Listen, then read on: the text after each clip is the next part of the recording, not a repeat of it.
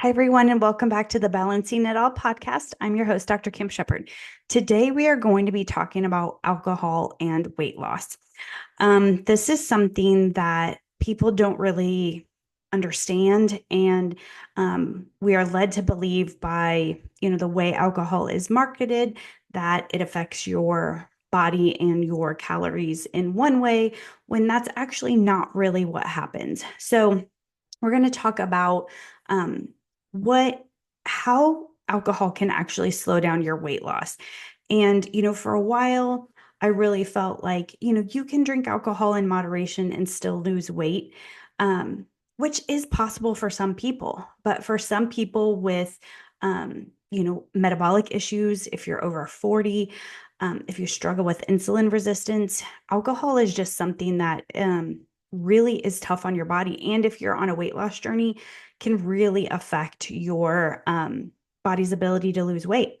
So let's talk about why and how. So, first of all, when we drink alcohol, it basically shuts down fat burning. So, your body is going to prioritize detoxing that alcohol, burning off that alcohol from your system over fat burning. So, that is going to be your body's priority, is to rid that toxin, which essentially alcohol is a toxin to our body. It's toxic to our brain. It's toxic to our nervous system. It's toxic to our, weight loss efforts and our fat cells, because the body prioritizes removing those alcohol toxins first. And so it can shut down your fat loss for at least 24 hours. Some people, it takes 4 to 5 days after they indulge in alcohol to be able to then fat burn again. And this is even if you're very conscious of logging your alcohol correctly, which we will get into. And if you're drinking just kind of in moderation, any amount of alcohol can affect your body in those ways and, derail your weight loss efforts.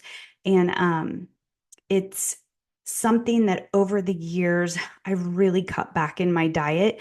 During COVID, I was using it as a coping mechanism. And, I really put on a lot of excess, just inflammatory weight. Um, and really, it's been a journey since. Probably over the last 4 months, I have drastically reduced the amount of alcohol that I intake. Um, but even before that, paying attention and just being aware of how you're using alcohol and why. For me, it was just kind of a way to like not deal with my emotions and numb out, and realizing that it's kind of like you came home after a hard day and you're like, man, I really want that glass of wine. I really want that seltzer.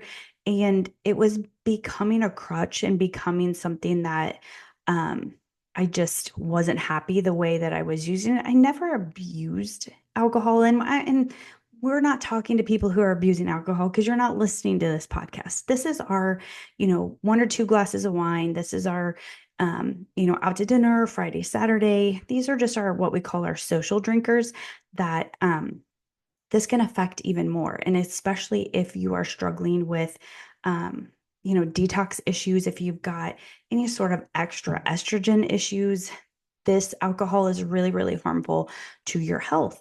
And it's hard for your weight loss journey. So let's talk about marketing. So when they're marketing alcohol, the FDA does not require alcohol companies to actually count the sugar alcohols in alcohol as a true carbohydrate.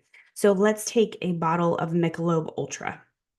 It says it has 2 grams of carbohydrates. So you think, great, I am on a weight loss journey. I am trying to watch my carbs. I'm going to have a Michelob Ultra because it only has 2 carbs. But if you were going to make this simple for the math in my head, so if you turn that bottle over, I think it has 96 calories, but we're going to say 100. So you turn it over and it has 100 calories, but it's saying it only has 2 carbohydrates. Well, where are the rest of the calories coming from? So 2 carbohydrates. Carbohydrates are 4 calories per gram. So 4 times 2 is 8. So that's going to be 8 calories out of 100. Well, where are the rest of the calories? They are coming from the sugar alcohols. The FDA does not make them count that.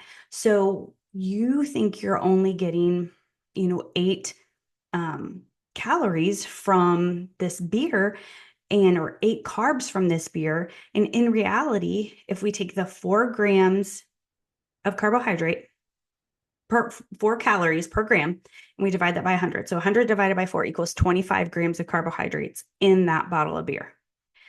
So you think you're having 2 grams of carbohydrates, and in reality, you're having 25 grams of carbohydrates. That is a huge difference in your weight loss journey, especially if you're trying to watch your carbs. And the calories add up, you guys. So 2 bottles of beer is 50 grams of carbs. Most people, that's close to 50%, if not, 40% of their carbs are supposed to have for the day. And, wine is the same way. They don't really tell us. How do you even know how many carbs are in a glass of wine? It's not listed on the bottle. Those are things you have to search and look up. And so they're all relatively the same. Like a glass of Chardonnay or something like that, it's going to have about 100 calories in it, depending on how much, how big your wine glass is. And, you can measure your wine out if you're really trying to track and be cautious, and you can log your alcohol correctly. But I want you to be aware of the amount of carbohydrates and calories that you're taking in with this alcohol. And so you take like a high noon, a White Claw, those are all 100 calories.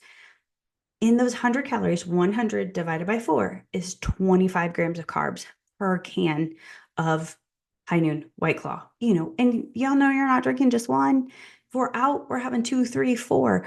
That adds up. That's 100 grams of carbs. If you have 4 drinks in a night, even if it's spread out hours, that is 100 grams of carbs right there. Plus, when we drink, we are more likely to lose our inhibitions, and we gravitate towards food that we normally wouldn't eat if we hadn't had that alcohol. Or we get munchy and we want something to eat. And so we come home and we snack. Or you don't want to go to bed with an empty stomach. So then you go home and snack. So you've had your alcohol carbohydrates plus the carbohydrates of the food that you're intaking. That's why we're not losing weight, guys. That's the problem. Plus, if we're looking at things like a margarita, I mean, those are like 300 calories, 75 carbs, 75 carbs in a margarita. Like, it's not worth it, you guys. It's your mixers. So be aware that if you're having like a gin and tonic, that tonic has carbs. A club soda doesn't have carbs. That's, a lower calorie mixer. So it's a better choice. If you're doing a vodka soda, you're going to have more around 16 or 17 grams of carbs versus 25. If you're having a cosmopolitan, you're having the vodka plus the cranberry juice. So any of those mixers with calories count. Any of the juices, the flavors, those all count as part of the caloric and the carbohydrate total of that alcohol. So like I said, you're anywhere between 25 and 75 grams of carbs. So let's say you're out at the Mexican restaurant, you have a margarita, chips and salsa, and a quesadilla. You're at 200, 250 grams of carbs in that one meal. And for most of you on a weight loss journey, that is more than you are allowed to have for the entire day. Plus, it's going to shut down your metabolism, and you're not going to be able to burn fat for the next 4 to 5 days after that. So a lot of people who, consume alcohol will have extra, belly fat. And it's because alcohol is inflammatory to our system. So it does cause a lot of inflammation. It causes a lot of puffiness and bloating. And you'll notice that in your stomach before and after drinking, that you'll be more inflamed, more bloated. So alcohol adds calories. It disrupts our metabolism, shuts down our fat burning because it's going to prioritize metabolizing alcohol. And a lot of times that can lead to fat storage instead of fat burning for energy. It makes you hungrier. You're going to snack. You're going to make poor food choices. And if you get hungover, you're not going to feel like getting out the next day and walking and doing any of the things that we are, supposed to do. So, you can consume alcohol on a occasional basis if you're on a weight loss journey, but we have to make sure we are aware of our food choices in addition to the alcohol. Aim for protein and veggies if you are going to have the alcohol as your carbohydrate. You can also watch your mixers, stick with a club soda or a calorie-free beverage. If you are like a diet soda drinker, diet Sprite, diet Coke, something like that.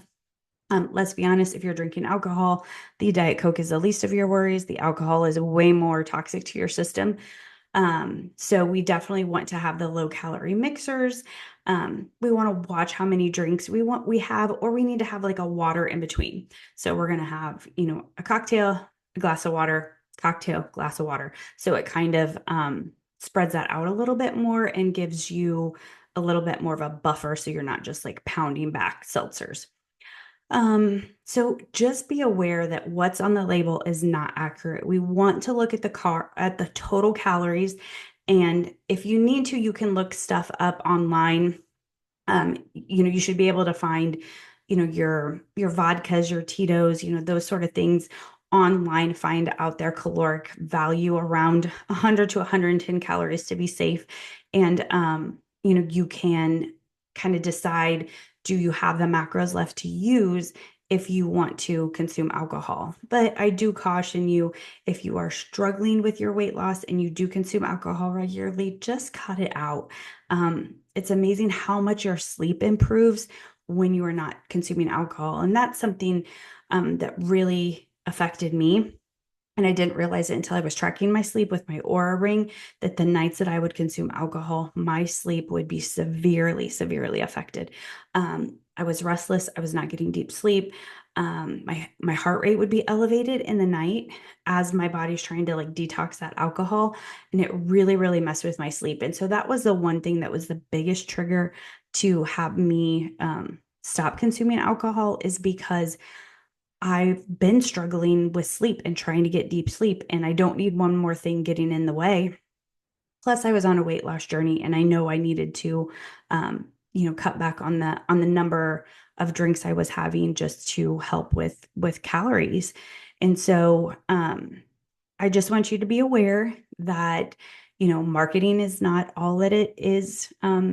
We are deceived. We are deceived by the marketing, and there are ways that you can consume alcohol in a weight loss journey. But if you really want to worry about your health and longevity, leave it for those special occasions. Leave it for celebrations or things that are really important or special once in a while, and decrease them out of your weekly diet to really, really see good changes. So if this was helpful, please share this episode with others. This is information we want to get out there.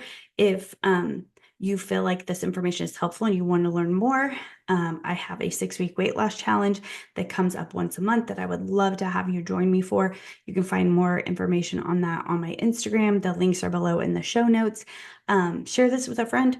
DM me on Instagram. Let me know that you liked the podcast and you want to hear more stuff like this. I wish you luck on your weight loss journey, and hopefully this was a little insight into how alcohol can affect you in that journey, and maybe give you a little bit more information and education. So until next time, have a great day.